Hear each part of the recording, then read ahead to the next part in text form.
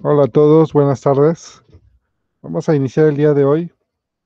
Quisiera saber si ya llegó la persona que tenía la charla pendiente de la parte de biosensores.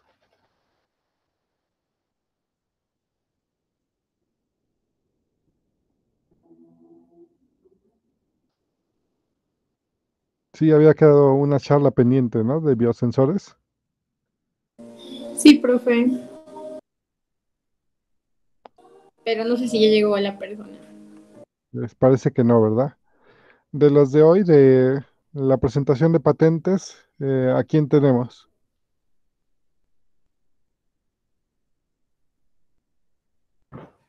A mí, a Nicolás, después Carlos Amaro y Andrea, creo.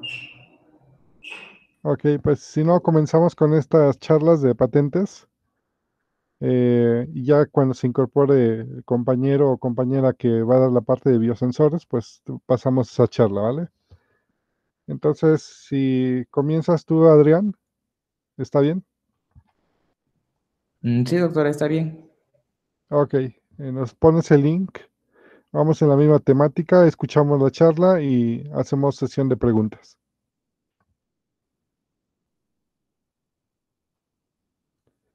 Ok, pues nos vamos a ver el video y después del video regresamos aquí para una serie de preguntas.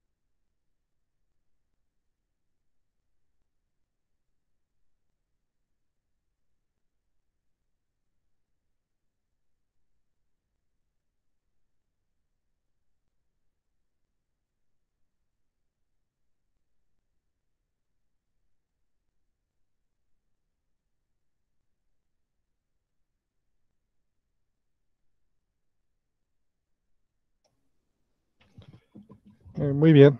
Interesante charla. Está muy, muy bueno el tema. Entonces vamos a iniciar con la sección de preguntas.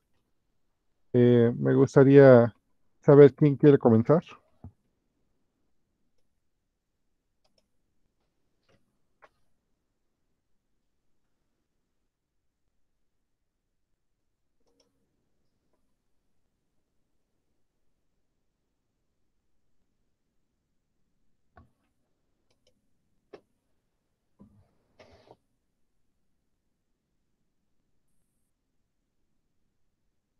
¿No hay preguntas?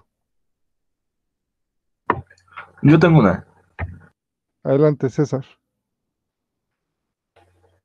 En la parte de la aprobación, me perdí un poco, no entendí bien. ¿Cómo es que sí pudieron aprobarlo? Eh, Cuando dices que usaban, eh, bueno, que se aprobó la cepa para ser utilizada. No recuerdo bien esa parte. Ah, sí, claro. Bueno, mencioné que se habían hecho experimentos con anterioridad, pero no habían tenido éxito, ya sea porque a lo mejor sí eran buenos como catalizando el nitrógeno atmosférico, pero no eran buenos siendo simbiontes con las plántulas. Otra era de que a lo mejor sí hacían la simbiosis y la catálisis, pero no era considerable. Generalmente esos experimentos eran como del 20%, pero el más importante era de que algunos, los que sí se reportaron exitosos, no cumplían con las condiciones de bioseguridad porque poseían plásmidos extraños o con resistencia a antibiótico. Entonces esta cepa sí fue, por decirlo así, avalada debido a que cumplía con todas esas especificaciones de que no poseía más que nada esos genes extraños ni plásmidos extraños. Entonces, pues prácticamente la podías aplicar y que fijara o no nitrógeno solamente dependía de si estuviera la plántula o no. Si encontrabas a la cepa libre, por decir así, en la tierra, pues no iba a tener esa producción de nitrógeno, porque para subsistir tenía que ser en simbiosis con el frijol.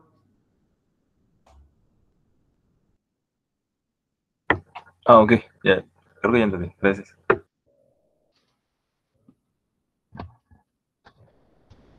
¿Alguna otra pregunta?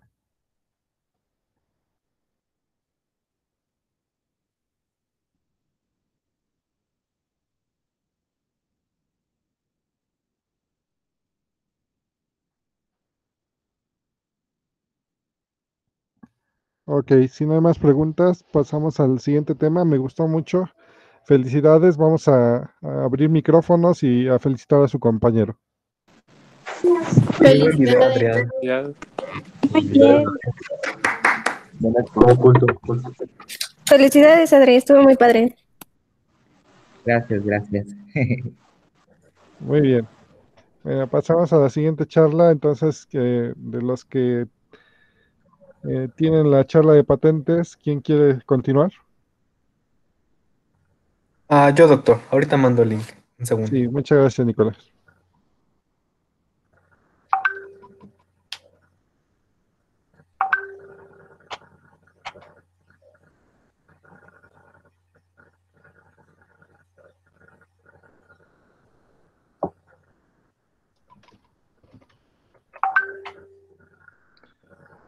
Ok, vamos a hacer la misma temática.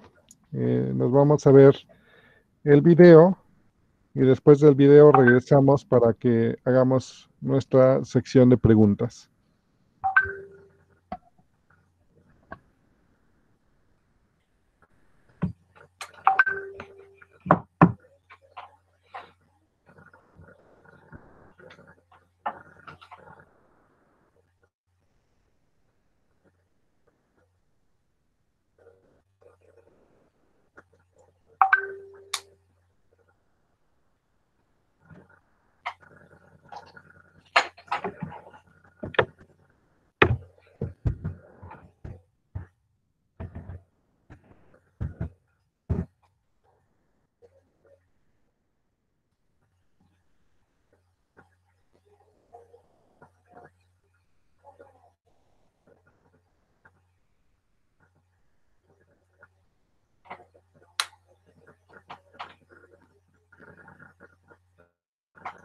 capítulo ponencia sobre un proceso de construcción de microbiomas funcionales específicos para promover el crecimiento de plantas, la salud de plantas y suelos, un control biológico. Esta es una patente por la empresa irlandesa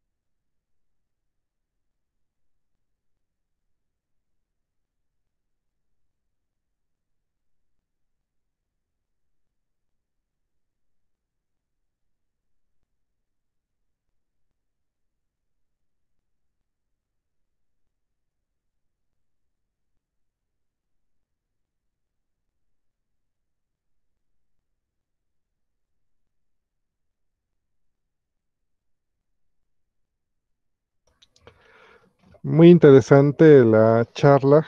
eh, la patente es bastante ambiciosa y aparte, pues, con resultados muy prometedores. Entonces, vamos a pasar a la sección de preguntas para su compañero. ¿Alguien quiere iniciar?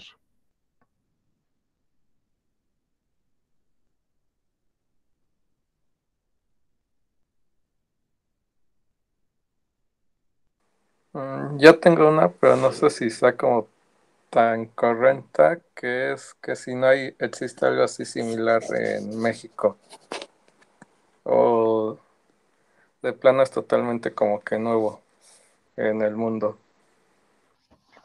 O- Pues hasta la patente pues fue aprobada apenas este año, por lo que relativamente es algo bastante nuevo. Y pues los estudios que mencioné, bueno, las aplicaciones se iniciaron a partir del 2018, por lo que pues en América Latina aún no hay casos que se hayan reportado, por lo que tengo entendido. Así que pues sí, es un proyecto nuevo la construcción de microbiomas. sí, los Sí, microbiomas comenzaron por ahí o sea, son muy recientes los estudios, por ahí de 2014 quizás comenzaron a publicarse ya un poco más frecuente el estudio de microbiomas, pero se requiere tecnologías bastante avanzadas, sobre todo de secuenciación perdón, de última generación, para poder tener los resultados de qué bioma está conformando. En México, la gente que ha estado trabajando se ha ido más por la parte de monoinoculantes y quizás un poquito nosotros en la UAP, que hemos explorado a los inoculantes multiespecies. Nos hemos ido por el lado de multiespecies porque hemos querido controlar el sistema en el punto de no meter patógenos también. O sea, esto de los microbiomas, a mí me parece que el punto flaco podría ser que dentro de todo ese mundo de cosas que se está enriqueciendo, podrías llevarte también algunos microorganismos que no sean tan benéficos. Entonces, que bajo una condición diferente a la que se ha explorado, se activen esos microorganismos que no son tan benéficos y entonces puedes producir una catástrofe en lugar de ayudar. Pero bueno, va a ser cuestión de decisión a la hora de ver efectividades y si la gente prefiere usar microbiomas, digamos, de este estilo, pues, no sé, se tendría que evaluar específicamente al sitio donde se va a introducir. En este caso, pues esos microbiomas vienen de un suelo que no es, por ejemplo, mexicano, ¿no? Entonces, se tendría que tener esa conciencia de que se van a introducir eh, todo un arsenal de bacterias que son foráneas, extrañas. Pero para un sitio, por ejemplo, contaminado, creo que no hay tanto problema porque son zonas devastadas. Quizás aquí en México tendríamos que hacer algo similar con alguna especie de microbioma, pero tendríamos que cuidar esta patente. O sea, hacer algo que no cruce con esta patente, si no, no vamos a poder, digamos que, soportar la invención y que podamos usar algo original. Entonces, pues a mí me parece que es muy bueno el que en este momento conozcamos la patente para imaginarnos y trazar un camino de algo que sea totalmente diferente. ¿Alguna otra pregunta?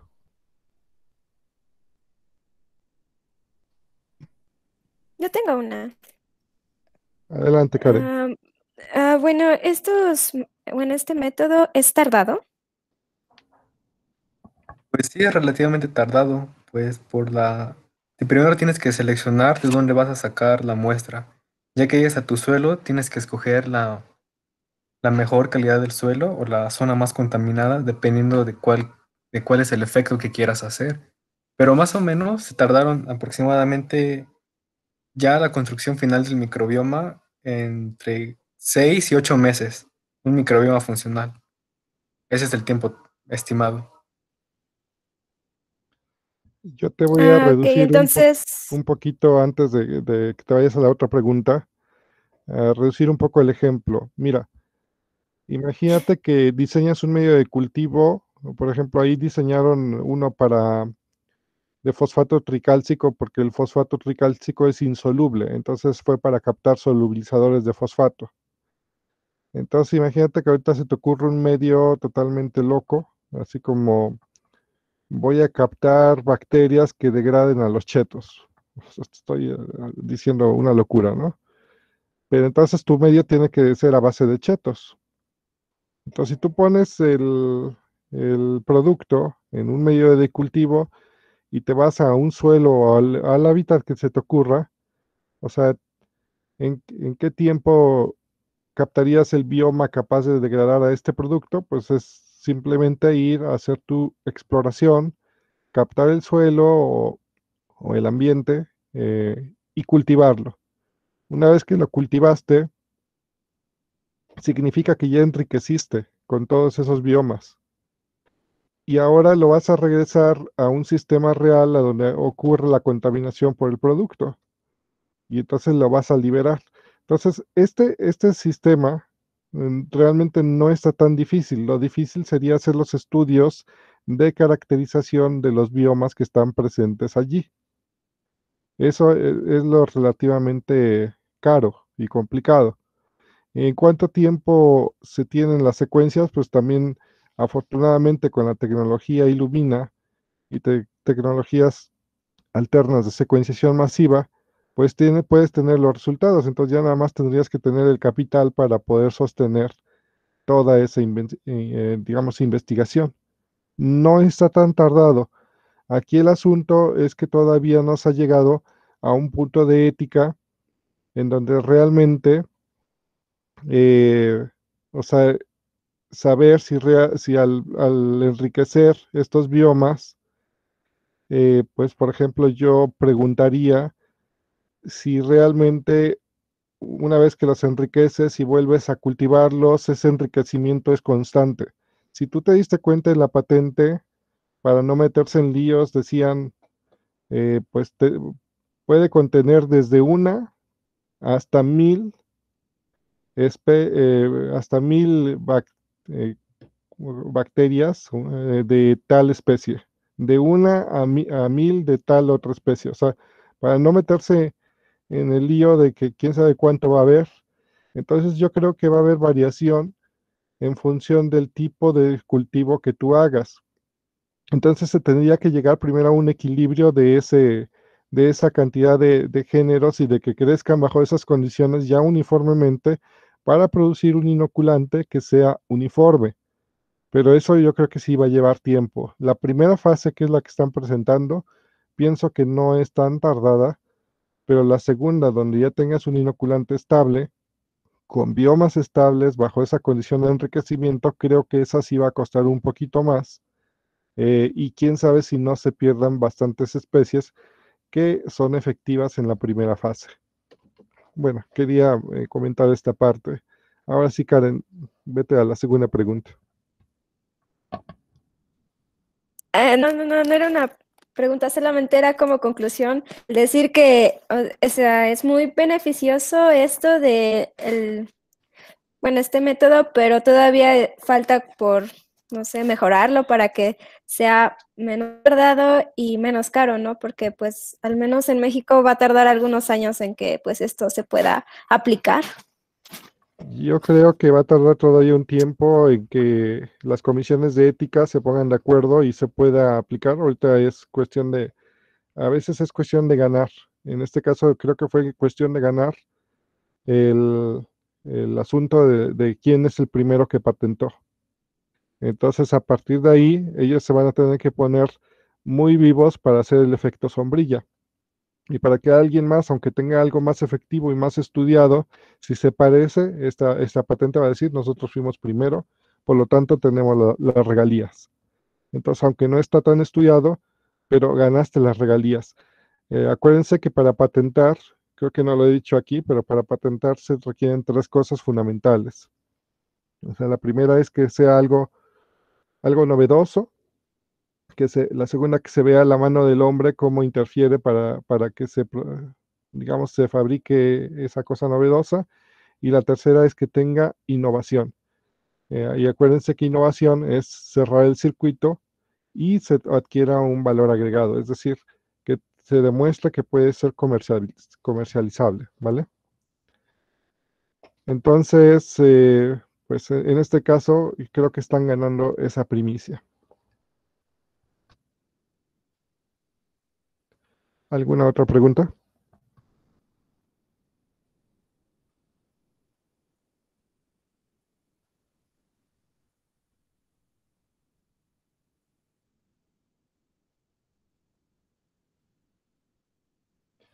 Ok, pues si no hay más preguntas, ¿algún comentario? Ok, si no hay preguntas o comentarios, pues entonces lo vamos a dejar hasta aquí para esta ponencia, y vamos a felicitar a nuestro compañero. Abran micrófonos. Bravo. Bravo. Bravo, estuvo muy bueno. Gracias, Nico. Es muy buen tema. Una ponencia. Buenísimo. Muy bien, muy bien. Gracias, gracias. Ok, pasamos entonces a la tercera ponencia del día, sobre patentes del área agrobiotecnológica. Entonces, no sé quién quiere continuar. Yo. Ok, si nos mandas el link. Sí, a ver, creo que ya está ahí. Perfecto, misma temática. Voy a cerrar el micrófono, vemos el video y nos vemos aquí para preguntas.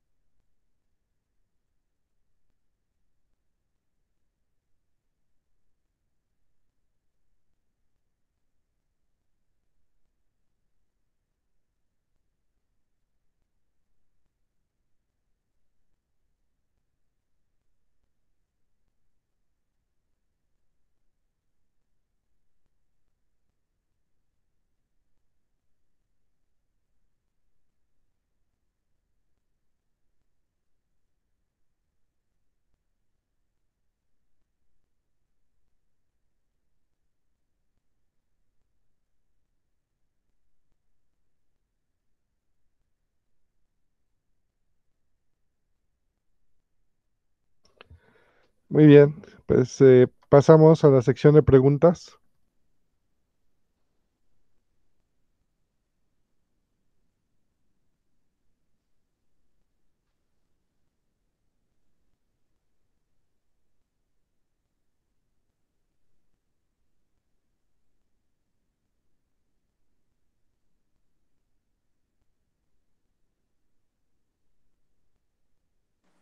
Yo tengo una. Adel- ¿A Adelante. sí, ¿a qué te refieres cuando dices que se patentó para que no lo utilicen otros países? ¿Lo pueden utilizar en México otras personas? Ahí fue como un error al decirlo. Pues mira, lo que yo mencionaba o hacía referencia es que incluso con eso de lo que pues aprendí en la guía, se menciona que, por ejemplo, cuando tú recibes una patente, eh, tienes como o sea, estos derechos de autor, pero incluso tú no puedes explotarla. Y daban como un ejemplo, por ejemplo, ay, tú patentas un fármaco, pero no lo puedes explotar hasta tener todos los permisos, ¿no? O sea, de salud, pues de secretaría y gobernación o cosas así. Y en este caso, por ejemplo, si este hombre quiere patentar este proceso, esta forma de obtenerlo, lo que hace es que al recibir la patente, como es internacional, marca también en cuáles son, eran muchos países, ¿no? Los que entran dentro de este rango, que no pueden precisamente explotar este proceso. O sea, lo que decía el profe con los anteriores métodos, que no pueden, o sea, usarlo para regalías o para, pues para bueno, o sea, como para el beneficio de lucro de ellos, pues, porque pues la idea general la quiere patentar él, o sea, la está patentando él. O sea, yo creo que sí lo pueden usar si es que pagan las regalías, ¿no? O sea, el Ajá, sí. dueño es el autor. Si a él le otorgan la patente y alguna compañía lo quiere explotar, pues primero tendría que ponerse de acuerdo con el dueño de la patente para ver si hay posibilidad de que se rente o que se compre. Es una propiedad como una, como una casa. Pues, si tú quieres vivir en una casa y tiene dueño, pues sí puedes vivir, pero tienes que llegar a un acuerdo. Puedes rentar la casa o puedes comprarla directamente. Pero de que se puede, se puede. O sea, aquí más bien son las restricciones o más bien los beneficios que te otorga la patente. Ok, gracias. ¿Alguna otra pregunta?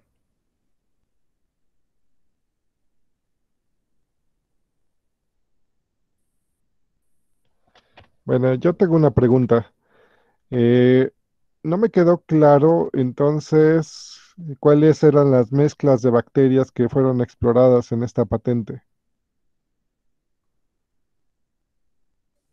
Sí, pues lo que menciona o lo que más pude entender fue que, o sea, después de haber caracterizado o secuenciado las cepas bacterianas que se encontró bueno, o en el método que usó, eh, hizo principalmente dos mezclas. La primera eran a nivel género, las cuatro que no entraban dentro de un rango de especie taxonómicamente, y la otra era de las otras tres que sí tenía, pues, género y especie, perdón.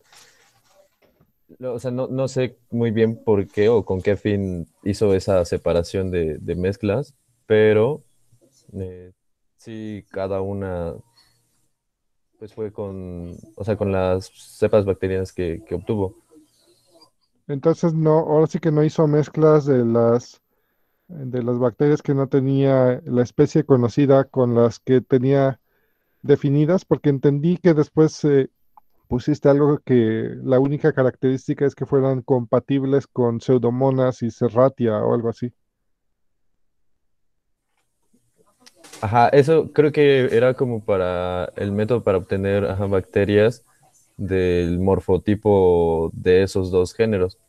Pero en cuanto a la generación de las mezclas, sí lo hizo, o bueno, menciona que lo hizo de esa forma.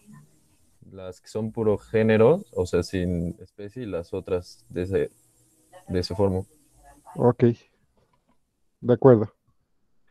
Bueno, ¿alguna otra pregunta?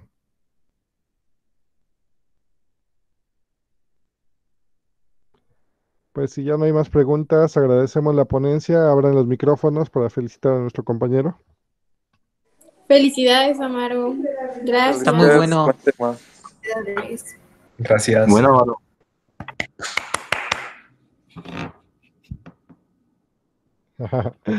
Ok, muchas gracias. Cada vez los veo más apagados. ¿Qué les pasa? ¿Ya les está afectando la cuarentena o qué onda? Ya hace hambre, profe. Bueno. Ok, pues los voy a dejar libres para que vayan a comer. Lo dejamos hasta aquí. Eh, la ponencia pendiente de quién es? De biosensores. Res de Erga Sánchez. ¿De quién, perdón? Res Erga Sánchez. Ah, vale, vale. ¿No está por acá con nosotros todavía?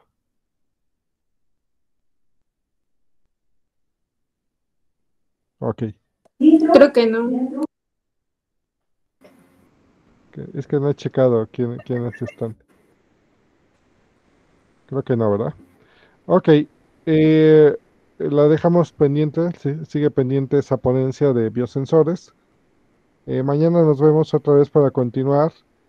Les pido a quienes todavía no envían su resumen, me lo envíen para que se arregle y pueda ser colgado en la Asociación Poblana de Ciencias Microbiológicas. Hasta ahorita solamente tenemos completadas 5 ponencias, eh, desde la de Yasmín, después Araxi, luego Edgar Illescas, Juan Alex Hernández y Adriana Cruz. En el caso de Juan Alex, ya me mandaste el DOI, ¿verdad?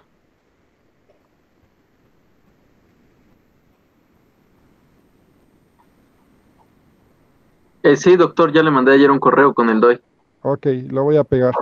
Y en el caso de Adriana Cruz, ¿ya tienes el DOI? Ya, en un momento se lo mando. Ok. Para quienes todavía no han enviado el resumen, les pido me lo envíen y comienzo a trabajar sobre esta parte, ir insertando los resúmenes dentro de la página para que ya vaya quedando bien, digamos, todo esto vaya quedando completo y no lo dejemos como un proyecto que nada más así que medio soñamos. O sea, ya tienen lo más difícil que es la conferencia. Lo más fácil es que obtengan pues, el reconocimiento por haber hecho la conferencia, ¿vale? Entonces, Disculpe, ¿había dicho una extensión de resumen o es libre? ¿me puedes repetir la pregunta? Que si había dicho una extensión de resumen o es libre. No, es libre. O sea, el resumen puede ser desde una cuartilla, pero si se pasa a 2 no hay ningún problema. O sea, la cosa es que ustedes se sientan libres de mostrar en el resumen de qué se va a tratar la charla. Y lo único importante es que el título de la charla, si ustedes no lo hacen, yo lo haré, pero como estamos hablando de trabajos que no son nuestros, sino de cosas publicadas o de patentes, entonces le voy a anteponer la palabra ponencia sobre y el título que se haya asignado. A menos que ustedes hayan asignado un título que no tiene nada que ver con la patente y con el artículo o con el que se esté hablando, pues entonces no hay problema. Pero si es el mismo título, entonces yo le voy a anteponer ponencia sobre. Pero ya en extensión del resumen es libre, ¿vale?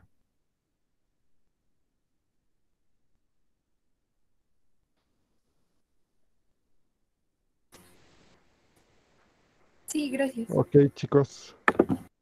Pues entonces espero sus resúmenes para quienes falten y nos estamos viendo nuevamente el día de mañana para las 2 ponencias de patentes que están pendientes. Está bien, profe. Sí, gracias. Gracias, hasta luego. Nos vemos hasta mañana. Hasta mañana. Que estés muy bien. Gracias. Gracias. Mañana, profe.